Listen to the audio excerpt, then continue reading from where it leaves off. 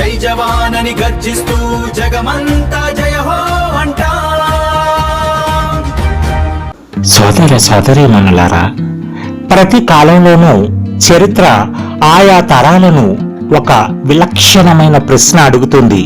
నాడు మన స్వాతంత్ర్య సమరయోధులను చరిత్ర మీరు ఈ దేశాన్ని పరాయి పాలన నుండి ఎలా విముక్తి చేస్తారు అని అడిగింది. ఆ తర్వాత వచ్చిన మన రాజ్యాంగ నిర్మాతలను మీరు ఈ సువిశాల దేశాన్ని చట్టబద్ధంగా ఎలా నిర్మిస్తారు అని ప్రశ్నించింది. మరి ఈరోజు మన వర్తమాన తరాన్ని చరిత్ర ఏమని ప్రశ్నిస్తుందో తెలుసా? మీ పూర్వీకుల త్యాగాల ఫలితంగా మీ చేతుల్లోకి వచ్చిన ఈ స్వతంత్ర భారతాన్ని మీరు ఎలాంటి ఉన్నతమైన దేశంగా మార్చి రాబోయే తరాలకు అందించబోతున్నారు అని అడుగుతోంది.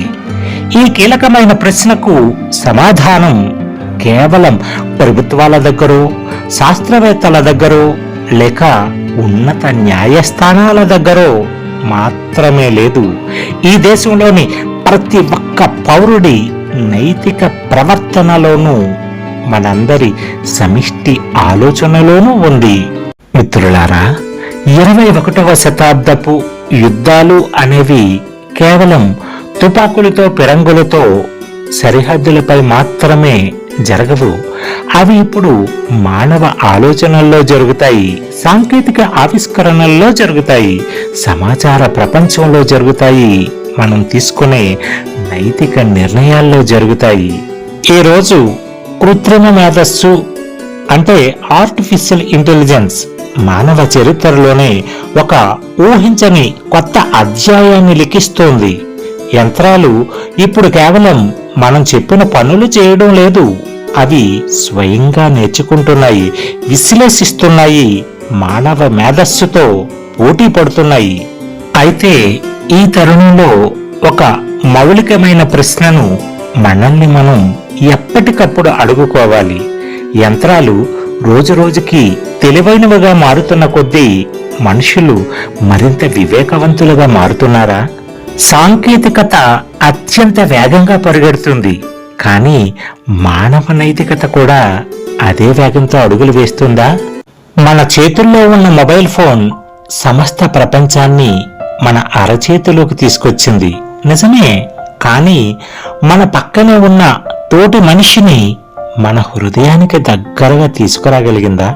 మిత్రులారా, విజ్ఞాన శాస్త్రం మనకు అపారమైన శక్తిని ఇస్తుంది, కానీ ఆ అపరిమిత శక్తిని ఏ మంచి దిశగా వినియోగించాలో నిర్ణయించేది మాత్రం మనం నమ్మే మానవీయ విలువలే.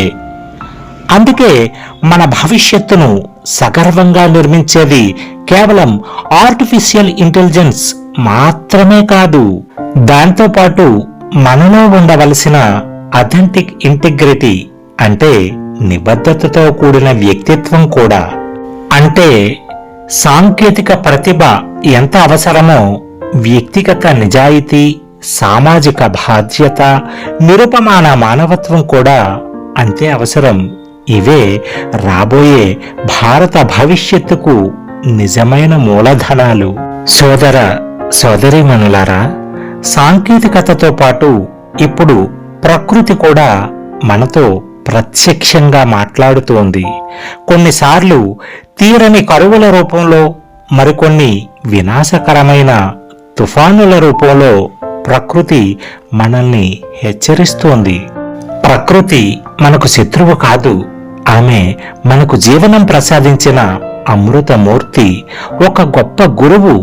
ఆమె మనకు ఒకే ఒక శాశ్వత పాఠం చెబుతుంది: నన్ను జయించాలని నిరంతరం ప్రయత్నించకండి, నాతో కలిసి సమతుల్యంగా జీవించడం నేర్చుకోండి అని ప్రబోధిస్తుంది.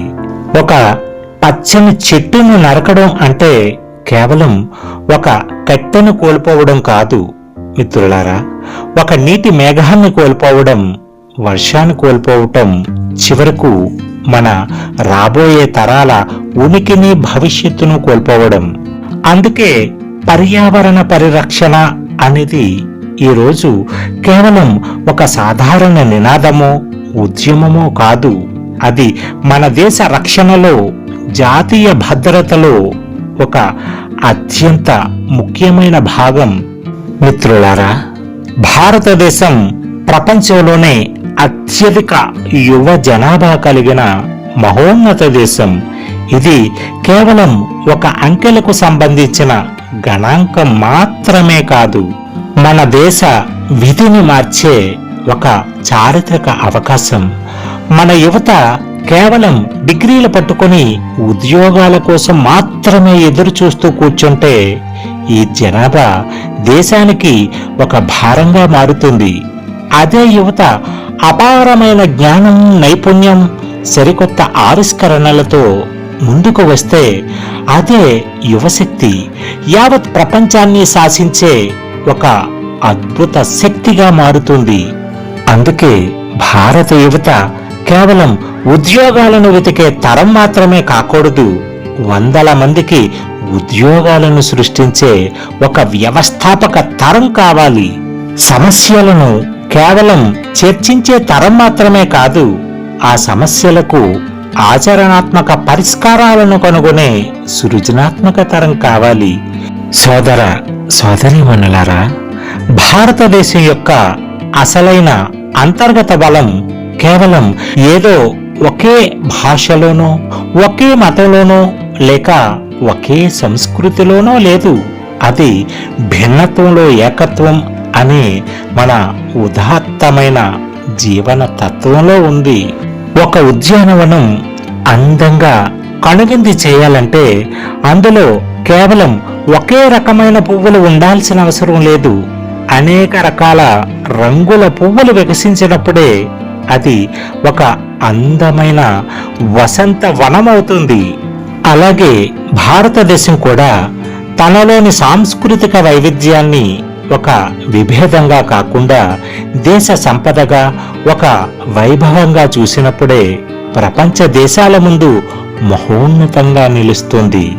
మన వ్యక్తిగత అభిప్రాయాలు వేరు కావచ్చు, మన ఆచార వ్యవహారాలు వేరు కావచ్చు, మన నిత్య భాషలు వేరు కావచ్చు, కానీ మనందరి సమిష్టి భవిష్యత్తు మాత్రం ఒక్కటే, అది కేవలం భారతదేశం. మిత్రులారా, ఈరోజు సమస్త ప్రపంచం ముందు నిలిచిన అతిపెద్ద సంక్షోభం సాంకేతిక లోపం కాదు, అది నైతిక లోపం. సమాజంలో సమాచార జ్ఞానం పెరుగుతోంది, కానీ ఆ జ్ఞానంతో పాటు దానిని సరైన మార్గంలో వినియోగించే వివేకం కూడా సమానంగా పెరగాలి. సమాజంలో వేగం పెరుగుతుంది, కానీ ఆ వేగానికి తగినట్లుగా ప్రయాణించే దిశ కూడా సరిగ్గా ఉండాలి. భూమిపై ఎత్తైన భవనాలను నిర్మించడం చాలా సులభం, కానీ సమాజంలో ఎత్తైన మానవ వ్యక్తిత్వాలను నిర్మించడం చాలా కష్టం. అత్యాధునిక యంత్రాలను తయారు చేయటం సాధ్యమే కావచ్చు, కానీ అత్యున్నత సంస్కారం కలిగిన మనుషులను తీర్చిదిద్దడం అన్నిటికన్నా ముఖ్యం. అందుకే భారత ఉజ్వల భవిష్యత్తును కాపాడేది కేవలం కృత్రిమ మేధస్సు కాదు, మనలోని సహజ మానవత్వం. కేవలం ఆర్థిక శక్తి మాత్రమే కాదు, మన అంతర్గత నైతిక శక్తి. కేవలం బాహ్యమైన అభివృద్ధి మాత్రమే కాదు, సర్వజనహితమైన సమగ్ర అభివృద్ధి. స్వాతంత్ర్యం మనకు ఒక భౌగోళిక దేశాన్ని ఇచ్చింది. ఇప్పుడు మన మానవీయ విలువలు ఆ దేశానికి ఒక మహోన్నతమైన భవిష్యత్తును బహుమతిగా ఇవ్వాలి. ఎందుకంటే చరిత్ర చివరికి ఒక తరం ఎంత సంపదను కూడబెట్టింది అనే విషయాన్ని గుర్తుంచుకోదు. ఆ తరం ఎలాంటి గొప్ప నాగరికతను, సంస్కారాన్ని తర్వాత తరానికి అందించి వెళ్ళింది అనే సత్యాన్ని మాత్రమే గుర్తుంచుకుంటుంది. మరి ఆ భవిష్యత్తు భారతం ఎలా ఉండాలి? 2047 నాటికి స్వాతంత్ర్య శతాబ్ది వేడుకలను చేసుకునే మన భారతదేశం ఈ సమస్త ప్రపంచానికి ఎలాంటి విశ్వ గురువుగా, దిక్సూచిగా నిలవాలి? ఆ మహాస్వప్నాన్ని మన ఈ సిరీస్లోని తరువాత భాగంలో కలిసి దర్శిద్దాం. ఫ్రెండ్స్, ఇది ఈరోజు వీడియో. ఈ వీడియో కానీ మీకు నచ్చినట్లయితే లైక్ చేయండి. ఈ వీడియోని మీ మిత్రులకు షేర్ చేయండి. ఇలాంటి మరిన్ని వీడియోల కోసం మన ఛానల్ని సబ్స్క్రైబ్ చేయండి. మీ అభిప్రాయాన్ని మాత్రం కామెంట్ చేయటం మర్చిపోకండి. ఫ్రెండ్స్, ఇది ఈరోజు వీడియో. మరో వీడియోతో మళ్ళీ కలుద్దాం. అంతవరకు